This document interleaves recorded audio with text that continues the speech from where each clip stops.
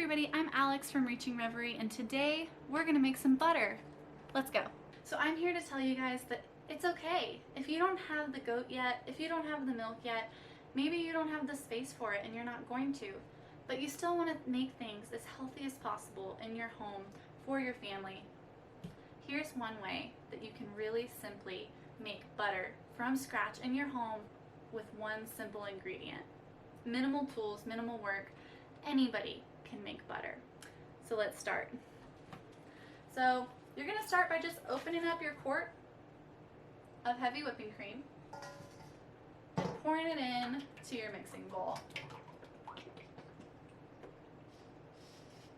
I love this because I don't have to buy anything that's processed or artificial. I can buy heavy whipping cream. It's one ingredient right here. And then you're going to get your whisk and you're just going to mix. Now, you can do this with a KitchenAid if you don't have the strength to mix for a long time, or maybe you're not looking for the arm workout that comes with making butter. That's okay. You can get a mixing bowl, one of the electric mixers, and it will do the same thing. It'll probably do it a little faster for you too. But if you just have a mixing bowl and a whisk, it works. It works. You just gotta hang in there. Now we're gonna mix for 5 minutes and I'll come back and I'll show you where we're at. One tip is you want your bowl to be cool. That's gonna help this happen just a little bit easier. So what I did before I even got this was I chilled this mixing bowl in the freezer for like 5-10 minutes before I even started. And that's gonna help your milk thicken just a little bit quicker.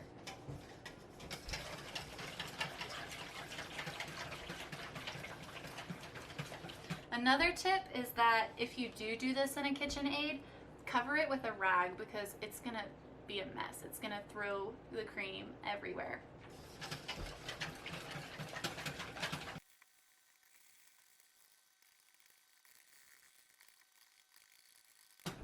Now, if you have a lot of different things you're cooking, like for Thanksgiving, I always use the KitchenAid because I can set it on, I can forget about it, set a timer for 10 minutes and come back and check on it and have butter. But this way I feel like it's just a little bit more authentic and I feel like it's more rewarding. It gives me an excuse to kind of work out a little bit because you're gonna feel the burn. Have you started feeling the burn yet if you're making this right now? You're going to. Hang in there. It's worth it.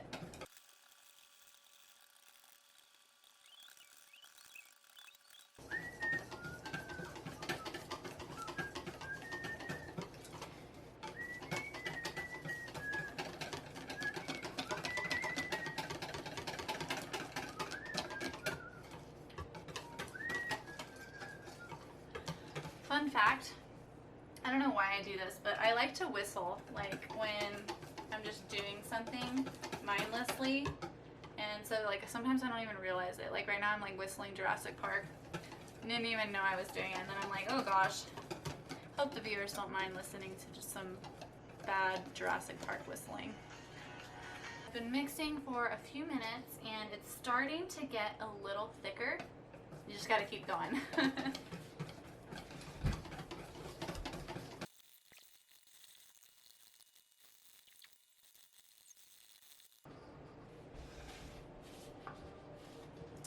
So one tip that I did forget to mention is the more of the metal, I don't know what they're called, tines? The more of these metal like spokes, whatever it's called, the more of the metal thingies that are on the whisk, the better. The more that are on there, the more it's going to aerate the cream as you're mixing it, and it's going to expedite the process of mixing it. So I know if you have like a whisk with just 4 little metal thingies, it's going to create a lot more work for you. So get a good whisk. This one is honestly really cheap. I think I got it for like $1 at the grocery store.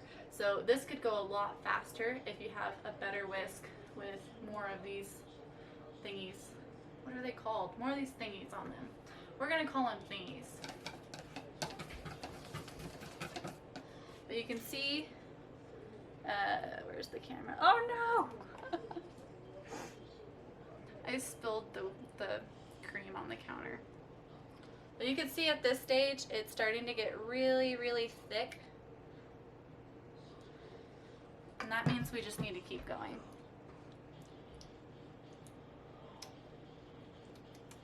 Tastes really good. This. I'm making a mess.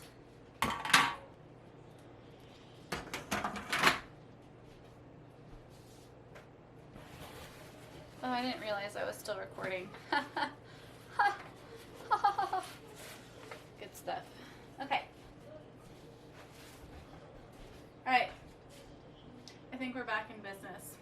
I went to show the camera and wasn't thinking. I went to show the camera the cream, you guys, and I spilled a good bit of this on my stove. And we had just made, I actually took a little intermission a while ago, put this in the fridge, and Luis came home for lunch for an hour, and then I took him back to work, and then I went and picked up Jeanette. She's home for lunch right now. So she just like 10 minutes ago got done making her lunch. And so the stove is like hot. Poured this cream right on the burners. Everything's fixable. Now let's get back to mixing this.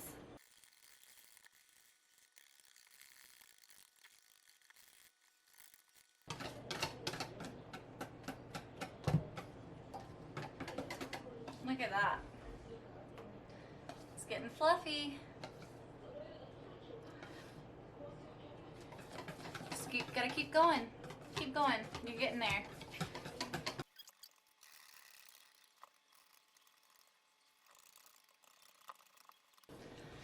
Alright, so at this point I have been mixing for about 7 to 10 minutes. So at this stage, you have whipped cream. So if you want to stop here, if you were to leave it as just heavy whipping cream, it just tastes like fluffy cream. It's not going to have sweetness to it.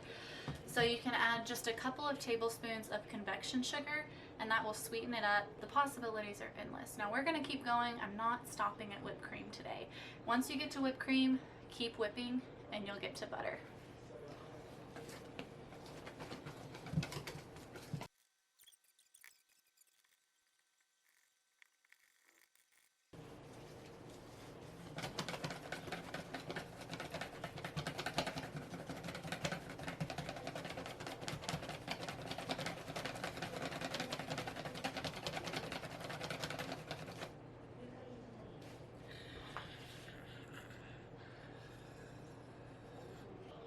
Okay guys, at this stage you can go ahead and add other flavors. Like you can add convection sugar, or you could sprinkle it with some salt.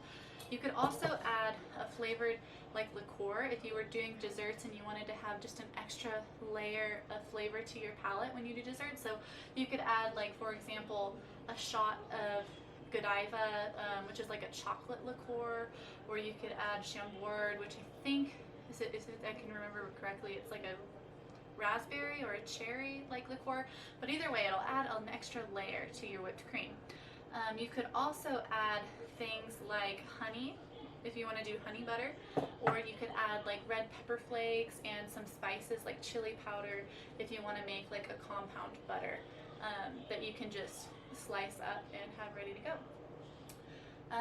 If you wanted to, you can do if you just wanted to keep it as natural, as simple, one ingredient as possible, continue mixing from this stage. It will turn into butter. It'll be unsalted, natural, pure butter.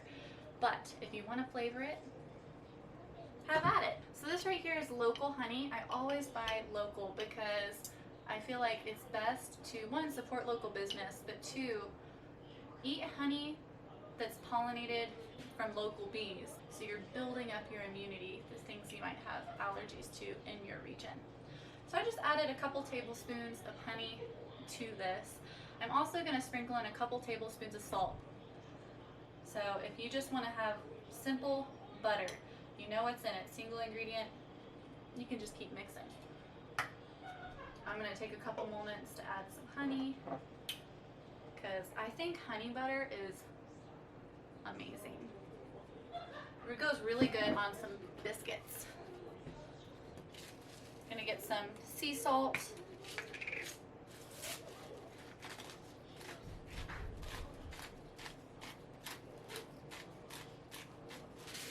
Add just a couple sprinkles. And then we're gonna keep mixing. Honey whipped cream is amazing too. Good. Good stuff.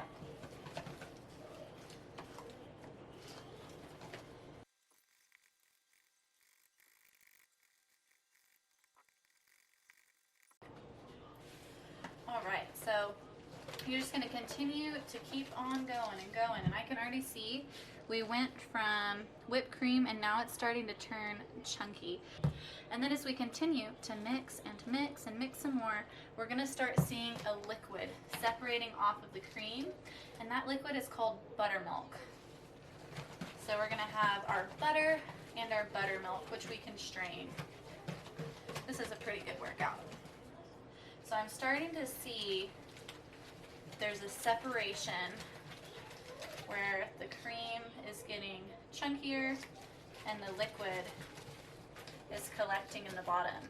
That means we're almost there.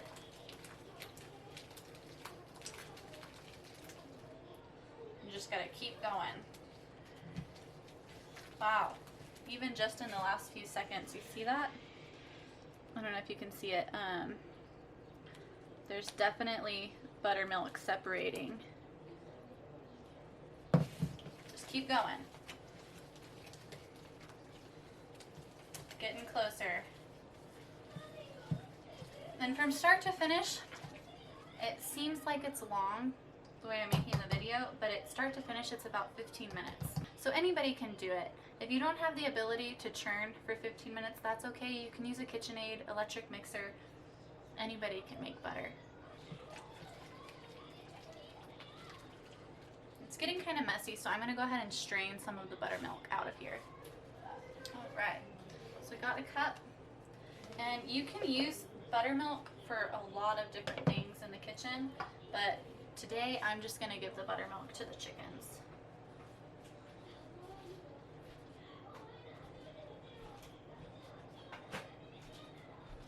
Use a colander. This works better if you have cheesecloth, but don't have cheesecloth today. It makes it easier to continue whisking if you go ahead and strain some of that buttermilk out.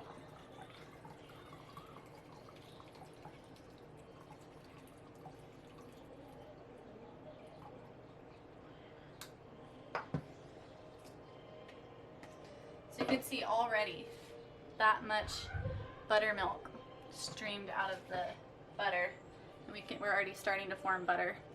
So I'm going to keep whisking. It's going to get a lot harder. It's almost more of a kneading process at this point, but you're almost there. Almost there. You got to keep going, keep pushing. Feel the burn. Embrace the suck, because it's so worth it. That show just keeps getting weirder and weirder. So at this point we do essentially have butter. If you were to continue to move on and mix and mix and mix even more, you would just further the separation of buttermilk from the cream, and will create a drier butter. So you can make it as creamy or as dry as you wish.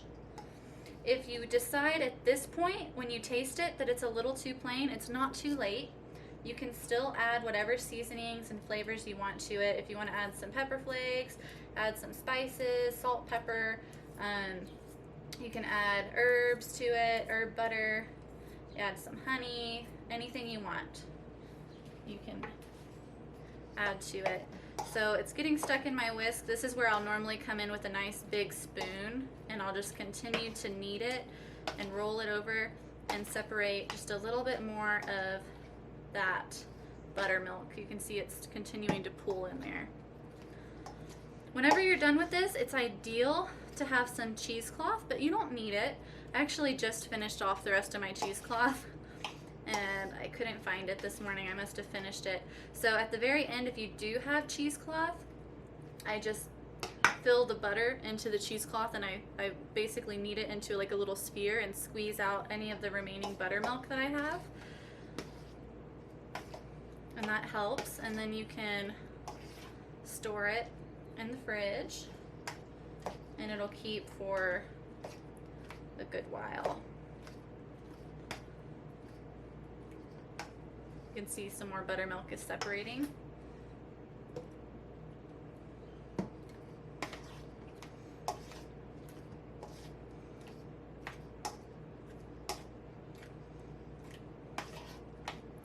And you're not gonna find butter that tastes any better than the butter you make from home. So it's very rewarding. And like I said, it really only takes about 15 minutes from start to finish to get to this stage. So if you have a KitchenAid, you can about half that time, because it's able to mix at a more consistent, fast rate without getting fatigued. If you need to take breaks while you're mixing this, that's okay. Just pop your bowl into the fridge, and whenever you're ready, you can pick up where you left off. It's easier to churn butter and to make whipped cream when you are in a cool environment. If you're outside or if it's the summer and you don't have AC, you can still do it, but you may need to stop more frequently to cool down your bowl, because if it's really hot, it's going to be harder to make, because I feel like it holds a little better when it's colder. And that's it. Look at that. Look at that butter right there. It's pretty cool, huh?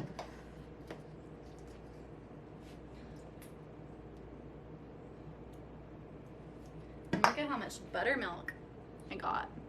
And you can make a large variety of things from buttermilk. So if you wanted to, you could separate this and just save it for the other projects you have in your kitchen.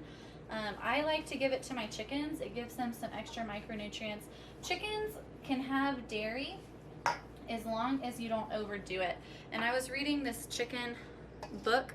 It's a textbook on chicken health and how to care for your chickens. And I'll have to try to find the book, and if I do, I'll link it below. But it talks about giving your chickens extra dairy, so that, like, if you have a dairy operation and you have chickens and you don't want to waste your milk, you can give some to the chickens so that you're not wasting it. And chickens are able to tolerate dairy if it's only less than half of the day it's offered to them. So you could free feed it to them in the morning, and then in the afternoon, whatever they don't drink, take it out and replace with water. And it's going to give them calcium and all the different kinds of micronutrients that they need. So it's really actually pretty good for chickens in moderation. Again, like we said, anything can be a poison if you disregard the dose. So just don't only give them milk, and don't, like, always provide fresh water. And but the girls love it. It's an extra little treat. I might stick it in the freezer for a little bit and give it to them as a big ice cube and let them munch on it in the heat of the day. And then, but like I said, always provide fresh water. You don't want to only provide one source. So that's good. So once we get to this stage, if you can, you'd like to drain it with the cheesecloth. Otherwise, just stick it in a bowl, pop it in the fridge.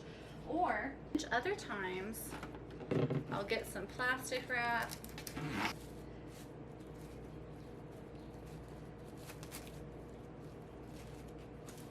So you can spread this out. Drop your butter on the plastic wrap.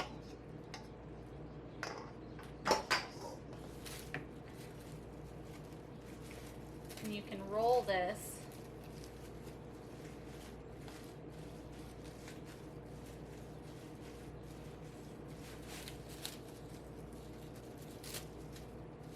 into little logs.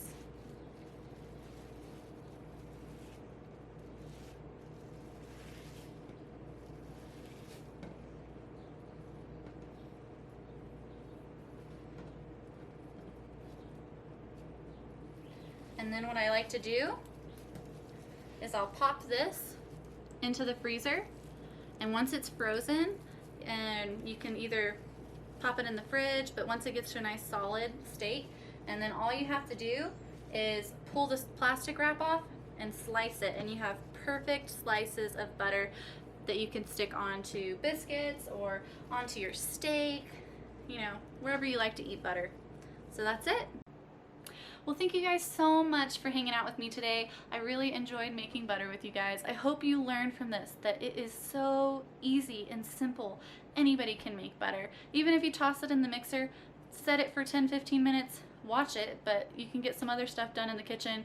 Maybe wash some dishes, crank out the other side dishes and main dishes for your dinner, turn around, and you have butter made. Simple. Can't get any simpler than that. Single ingredient right there. Let me know if you really like videos like this. I like cooking, so we can do some more from scratch videos here on our little homestead. Otherwise, we also have gardening videos. I have some videos on chicken care, so go check those out, and we will see you next time. Thank you for watching. Time to pop you in the freezer. Let you get all solid. Gonna have you at dinner tonight. Chop them up. Yummy, yummy. Guys, one last thing. Gotta give the buttermilk to my ladies.